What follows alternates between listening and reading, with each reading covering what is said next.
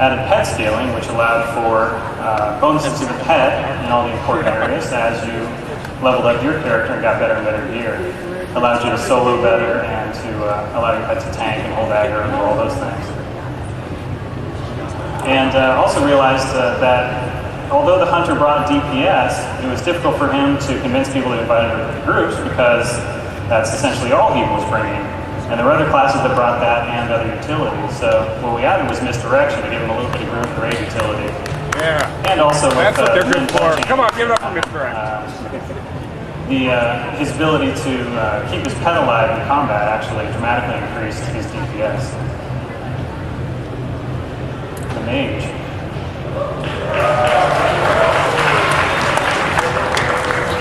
So this has been a common question about the mage, is whether or not he's supposed to be the DPS king or not.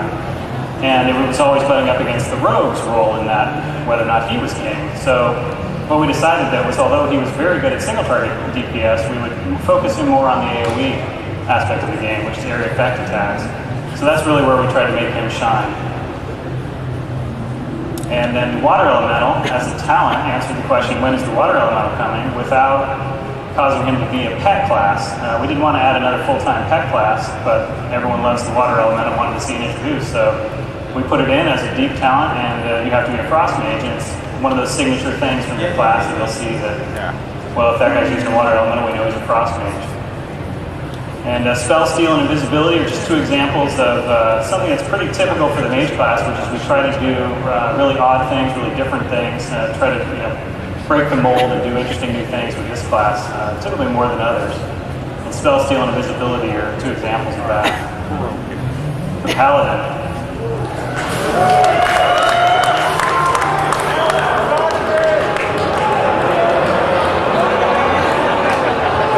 So that's about the reception we got last time.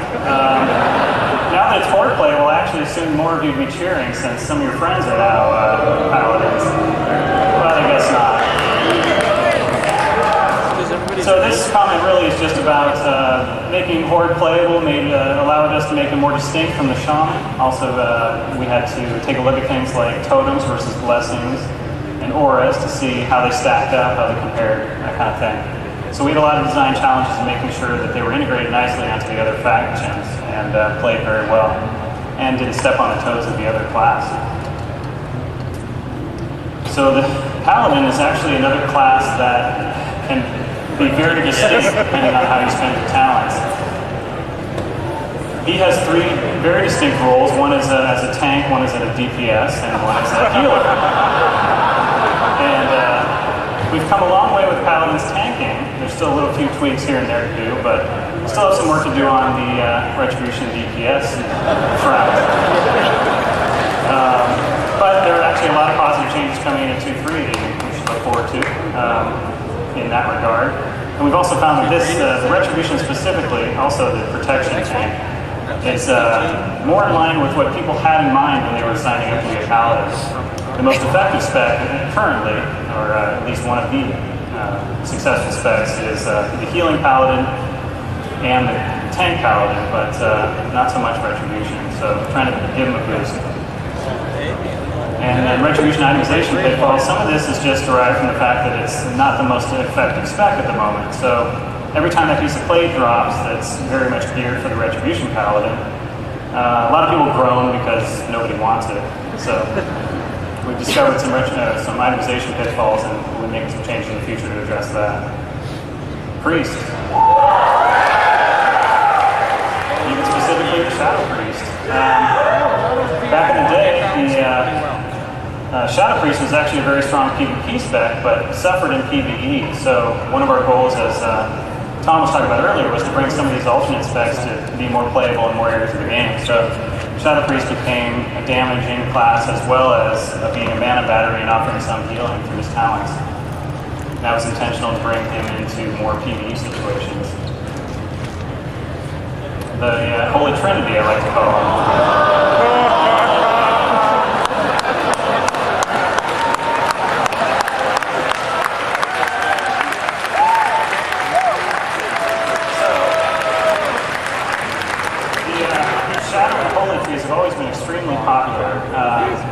But the Holy Holy Priest brought with it the baggage of these three talents were the least popular. Circle of Healing is gaining some traction at this point in raids, especially where lots of AE damage is done. It's actually outpacing Chain Heal on the Shaman in some cases, so that one's gaining a little bit of traction. But Lightwell and Improved Death and Spirit of Redemption, they're still struggling. So we keep trying to tweak things and get them to where they need to be for Holy Priest to really enjoy taking those talents.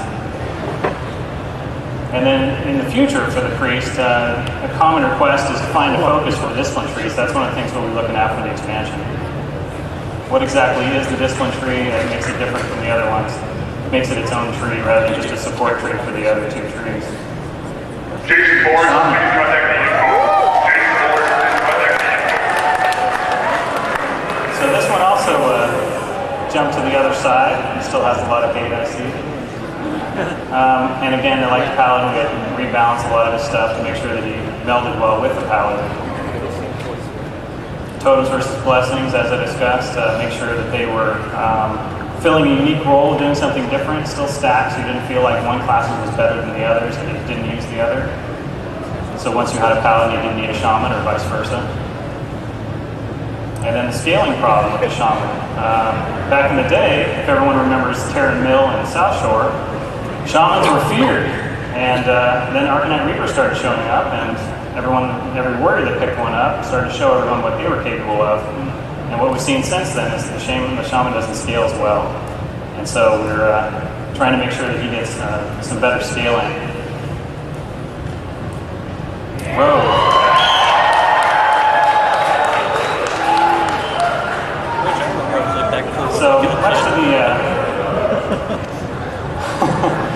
So much of the Mage's laments, Rogue is actually designed to be one of the best single target DPS at close range classes.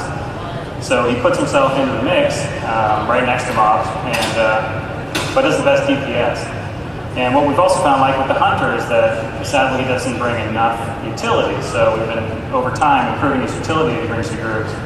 And one change along those lines was improved SAP, giving out to everybody. And swords versus daggers, or swords and maces versus daggers, has always been a big question.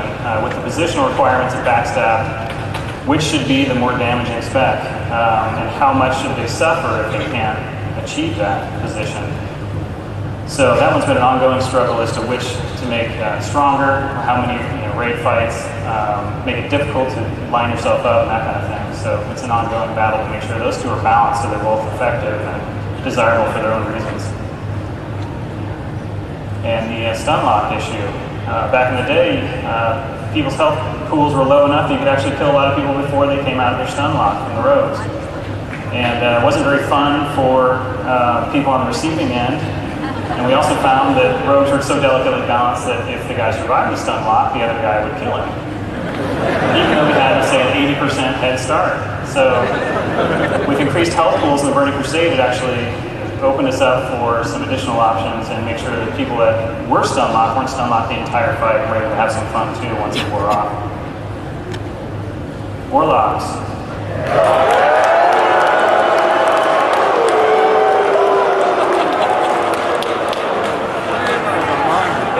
I guess people don't like fear or something. So pet scaling, as I touched on with the Hunter, was also extremely important for the Warlock, especially for the Demonology tree.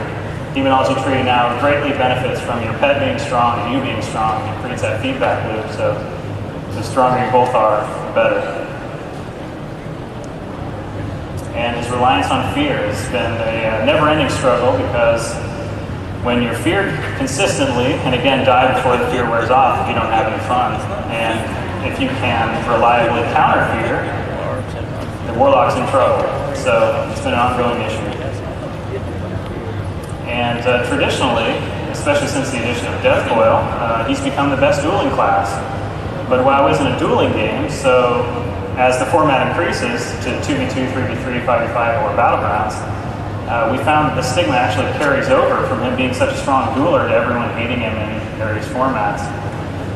Even if he's not the strongest class, or the most desired classes in every arena team, for example.